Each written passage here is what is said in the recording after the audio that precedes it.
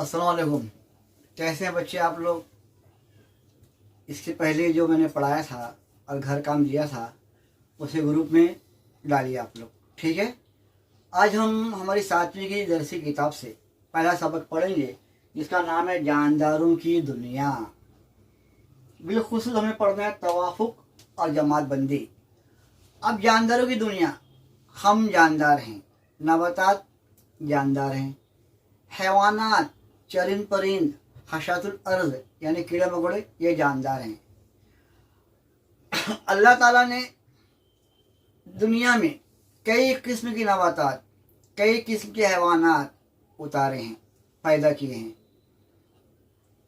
और ये सलाहियत, ये खूबी अल्लाह ने बख्शी है कि हर नबातात, हैवानात, चरिंद परिंद, हशातुल अर्ज अपने तौर पर माहौल में रहते हुए ख़ुद को माहौल के सांचे में ढालता है।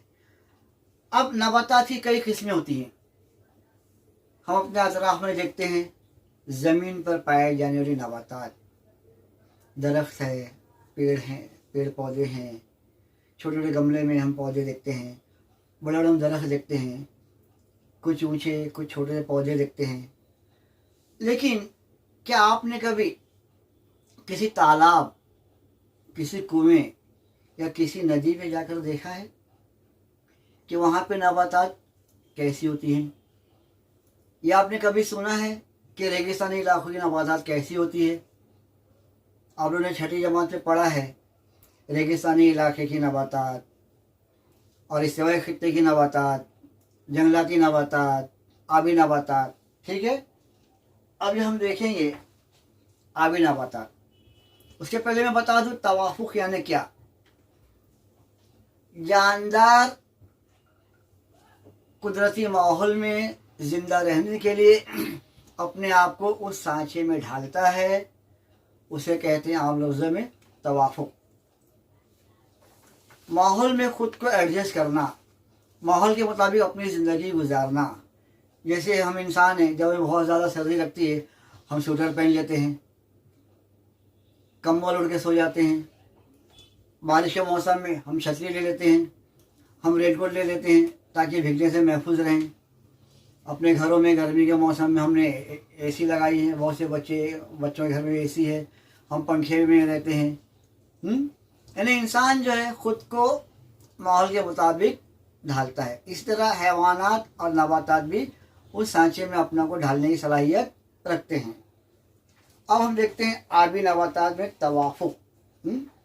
तो तवाफुक के लफ्ज़ी मायने क्या हुए कि ख़ुद को माहौल में ढालना। अब नबातात में सबसे पहले हम देखेंगे कि आबी नबातात।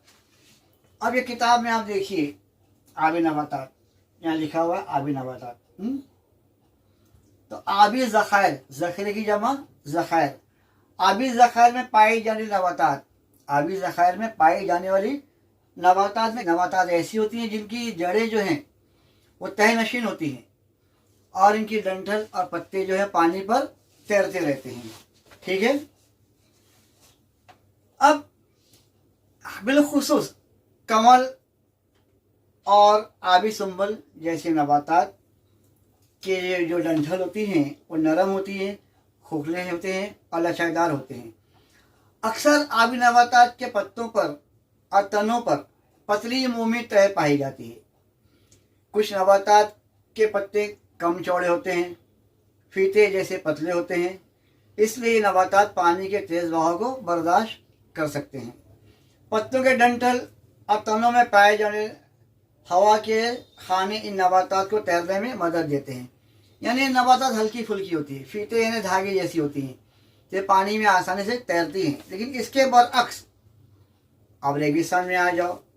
अब यहाँ पर देखिए आप नागफनी, ये रेगिस्तानी इलाके के पौधे हैं। अब ये दोनों पौधे हमें कुछ फर्क नजर आ रहा है।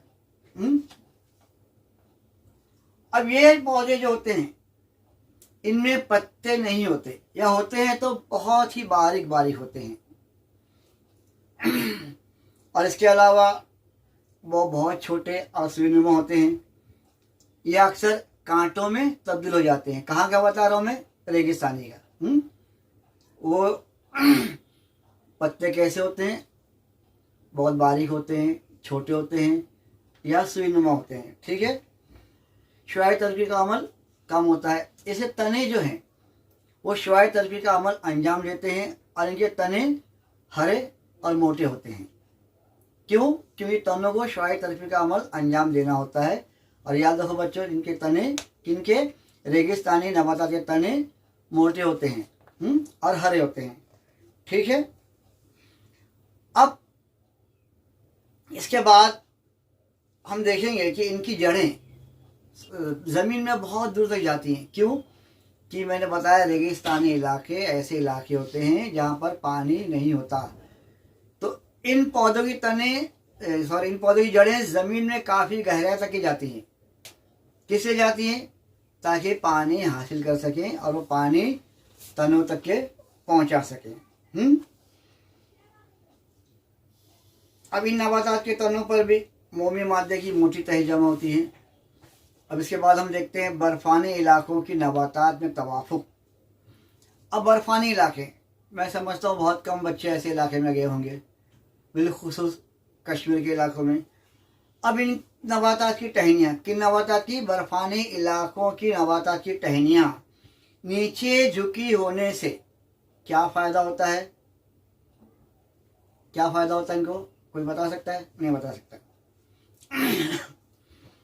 कि बर्फ़ानी इलाकों की अहम नबातात में देवदार, सनोबर जैसे मखसूस दरख्त होते हैं। अब ये जब नीचे झुकी होती है तो इन पर बर्फ़ जमने नहीं पाती।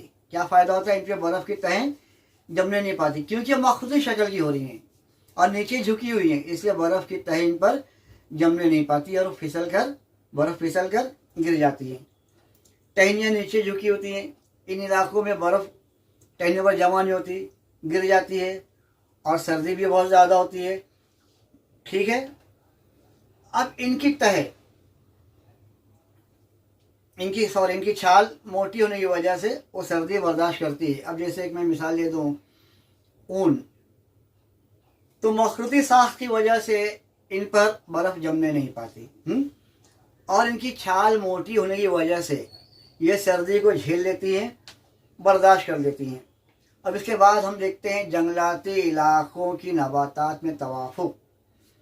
जंगलात बिलखुसूस इस्तिवाई खित्ते में, यानी वो इलाके जहाँ पे गर्मी बहुत ज़्यादा होती है, वहाँ की नबातात जो हैं वो काफ़ी ऊंचाई तक की जाती हैं, बल्कि दरख्तों में मुकाबला आ रही होती है कि सूरज की रोशनी हासिल करने के लिए देखो हम इतने ऊंचे जा रहे हैं, हम इतने ऊंचे जा रहे हैं।